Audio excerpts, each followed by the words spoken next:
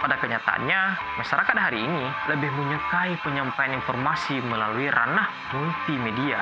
Hari ini kenapa orang belanja di marketplace? Pandemi membatasi mobilitas masyarakat, sedangkan mobilitas adalah kegiatan wajib individu dalam menunjang kehidupannya. Untuk itu, marketplace menjadi alternatif dalam kondisi pandemi saat ini. Terima kasih atas waktunya, dan pada kesempatan selanjutnya, kita akan membahas terkait perilaku konsumsi masyarakat di era pandemi.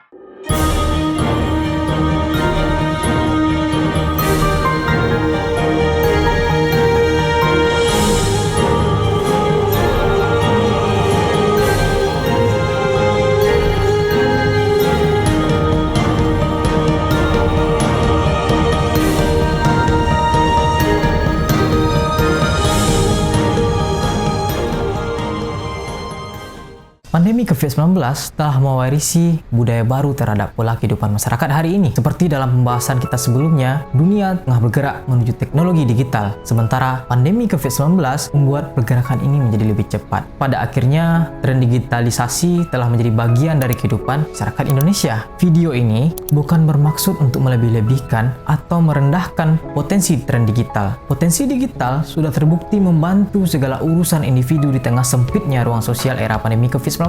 Video ini hanya sebagai alat dalam membantu kita sekedar memahami fenomena konsumerisme saat ini yang beriringan dengan tren digitalisasi. Konsumsi berkaitan dengan ego atau yang disebut Herbert Marcuse sebagai Lebensnot, yaitu sesuatu yang bersifat harfiah yang hidup di dalam diri manusia, membuat orang merasa tidak puas dan selalu merasa kekurangan. Persoalan konsumerisme tentu menjadi penyakit manusiawi yang akan selalu berkembang mengikuti tren dunia. Analoginya, kita kemana-mana akan selalu menyeret anjing yang bernama ego, dan di beberapa kasus egolah yang menyeret kita kemana-mana.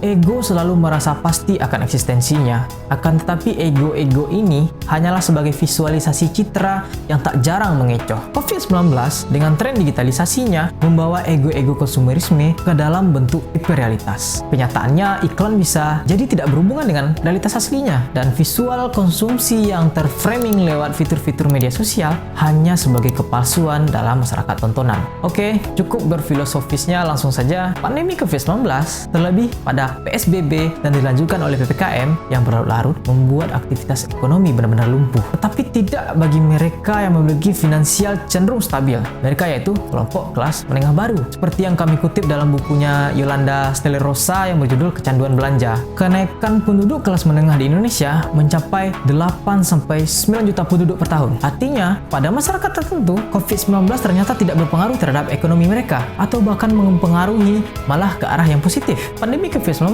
semakin memperjelas bahwa kita hari ini hidup di dalam masyarakat tontonan. Keterbatasan ruang menimbulkan kondisi yaitu masyarakat yang saling menonton dan saling bertukar simbol melalui fitur-fitur media sosial. Akibatnya muncul realitas simulasi di mana orang-orang selalu berusaha untuk menampilkan simbol-simbol terbaik yang ada dalam dirinya, terutama melalui aktivitas konsumsi. Sejalan dengan apa yang dijelaskan oleh Zen Baudrillard bahwa mengukur kemapanan seorang tidak asik lagi dengan angka-angka. Akan tetapi, hari ini orang-orang cenderung mengukur kemapanan melalui apa yang mereka konsumsi, dan itu meliputi segala bentuk komoditas. Dari hasil-hasil penelitian oleh para peneliti-peneliti sebelumnya, dapat disimpulkan bahwa penetapan pembatasan sosial berskala besar memang menjadi penghalang mobilitas luring masyarakat, terutama pada lingkup sosioekonomi. Akan tetapi, tidak dengan aktivitas secara daring. Sebelum adanya pandemi COVID-19, tidak bisa juga dikatakan masyarakat terhindar dari perilaku konsumerisme. Hanya saja, semenjak pandemi COVID-19 melanda, ada pola baru yang lebih masif pada aspek konsumsi masyarakat, dan mulai bermunculan yang namanya e-commerce. Pola konsumsi masyarakat Indonesia mengalami perubahan dari retail dan gerai offline ke online. Sosioekonomi telah mengalami semacam pelipatan,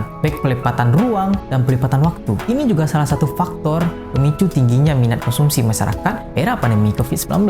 Beragam transisi kehidupan muncul selama pandemi COVID-19, mulai dari lockdown, PSBB, new normal. Secara psikologi, kondisi ini tentu menimbulkan kejenuhan, dan untuk mengobatinya, orang-orang cenderung melampiaskan dengan aktivitas berbelanja. Beriringan dengan fakta tersebut, dunia e-commerce belakangan semakin gencar serta menawarkan solusi strategis. Terutama munculnya beragam marketplace dengan penawaran-penawaran menarik mereka. Sepertinya mereka sudah sangat-sangat paham akan kondisi psikologis individu yang merindukan aktivitas shopping mall sembari saling bertukar simbol. Kenyataannya apa yang terjadi saat dunia masih dalam aktivitas luring juga terjadi pada saat aktivitas dilakukan secara daring. Bedanya hanya pada medium di mana aktivitas tersebut dilakukan. Orang-orang masih bisa merasakan euforia shopping mall dan orang-orang masih bisa saling bertukar simbol meskipun semuanya dilakukan secara daring. Era new normal membuat tingkat belanja seseorang menjadi meningkat, apalagi dengan adanya kemudahan berbelanja secara online dan aturan yang mengharuskan orang-orang di rumah saja, membuat sebagian kalangan menjadi tidak terkontrol dalam berbelanja. Membeli suatu barang yang kadang-kadang tersebut bukan menjadi suatu kebutuhan.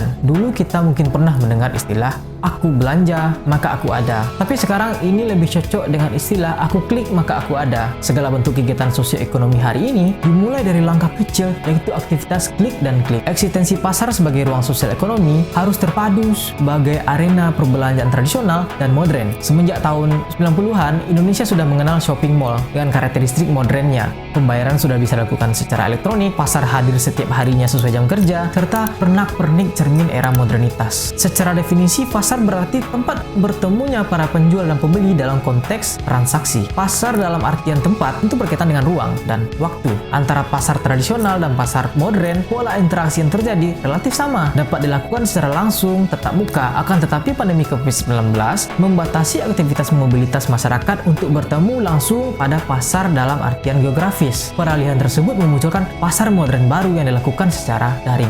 Dan itu terjadi secara masif. Dengan begitu, definisi pasar hari ini tentu sudah berubah. Pasar hari ini lebih cocok dijelaskan sebagai tempat bertemunya pembeli dan penjual untuk melakukan transaksi ekonomi, dan pasar tidak menunjukkan pada lokasi atau tempat tertentu karena pasar tidak mempunyai batas geografis. Kamu mau membeli apa? Semua ada. Bahkan kamu tidak pernah terpikirkan untuk membelinya, tiba-tiba menjadi ingin membeli tanpa tahu tujuan untuk membeli produk tersebut. Salah satu hipotesis yang saat ini masih kita pegang yakni adalah aktivitas konsumsi masyarakat bukan lagi berdasarkan nilai guna atau pertukaran dari nilai guna itu sendiri, melainkan hadirnya nilai baru yang disebut sebagai nilai simbolik. Maksudnya orang tidak lagi mengkonsumsi objek berdasarkan nilai tukar atau nilai guna, melainkan karena nilai tanda simbolis yang sifatnya abstrak dan terkonstruksi. Era digitalisasi yang didorong oleh pandemi COVID-19 menyebabkan apa-apa selalu berkaitan dengan media sosial. Kita benar-benar menjadi masyarakat tontonan, dan semua yang kita lihat melalui visualisasi digital merupakan perangkap emosional yang akan melahirkan sistem tanda